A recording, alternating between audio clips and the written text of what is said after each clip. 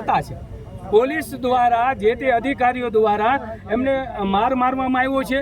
હું એના CCTV footage માંગુ છું કે કઈ નિયમને આધારે તમે મારવામાં આવ્યો।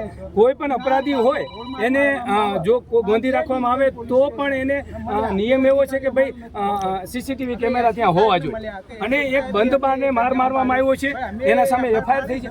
તો જે તે અધિકારી છે એ આ નાની બાબતે એના મારવામાં આવ્યો છે તો એના વિરુદ્ધ કેમ એફઆઈઆર ન થઈ? અમારી માંગ છે આ સાંજ સુધીમાં એના વિરુદ્ધ એફઆઈઆર થાય।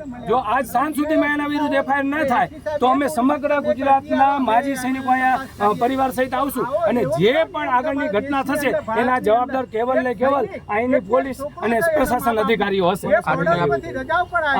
જે તે અધિકારીઓ એને 5-6 જણા વ્યક્તિઓ હતા એમાં 2 આઈ થિંક પીએસઆઈ, એક એએસઆઈ ને બીજા અન્ય પોલીસ હતા એના વિરુદ્ધ કાર્યવાહી થાય કેમ કે એ 6 થી 7 જણાએ એમને એક જવાનને એ રીતે મારવામાં બંધ બારને તમે જોઈ શકો અમારી પાસે વિડીયો છે બારનું બંધ કરી અંદર મારવામાં આવ્યો। શું આ આતંકવાદી હતા?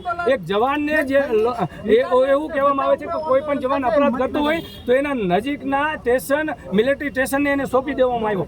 આ કાર્યવાહી કેમ કરવામાં ન આવી? આ તમે ભારતનો લો છે અને આ ભારતના લો વિરુદ્ધ પણ અહીંની પોલીસે કાર્યવાહી કરી છે એટલે અમે એના તરફ એક્શન લેશું અને જો આર્મી હેડક્વાર્ટર સુધી આ મુદ્દો જવા દેવામાં અમારે કોઈ એમાં શંકાનું સમાધાન નથી ત્યાં સુધી આ મુદ્દો પહોંચાડવામાં છે। આજે આ બેઠક યોજાઈ હતી, આ બેઠકની અંદર શું ચર્ચા કરવામાં આવી તમારી ડીવાયએસપી સાથે? બેઠક હાલ અમે ખાલી મેં 5 મિનિટ બેઠક કરી છે કે અમારા અધિકારીઓ હોદ્દેદારો અહીંયા હતા એમને બેઠક કરી છે એ એવું કહે છે કે અમે એફઆઈઆર કરશું પણ એ વિલંબ શા માટે? કેમ અત્યારે એફઆઈઆર નથી થતી? જો અમારા જવાન વિરુદ્ધ તાત્કાલિક એફઆઈઆર થાય તો આ જે તે અધિકારીઓ જવાબદાર છે એના વિરુદ્ધ કેમ એફઆઈઆર નથી થતી? અત્યારે હાલ અમે એના પરિવારને મળવા જઈએ છીએ, એ જવાનને મળવા જઈએ છીએ। જો કોશિશ કરી મળી શકે તો એ આગળની ઘટના કેવી રીતે શું છે એ આખું જાણી અને આગળની જે તે છે અમે બધા મળી અને કાર્યવાહી કરશું। હા, હજી અમારા સુધી કંઈ આવ્યું નથી। અમે જે પણ બાબત હશે આગળ મૂકીશું।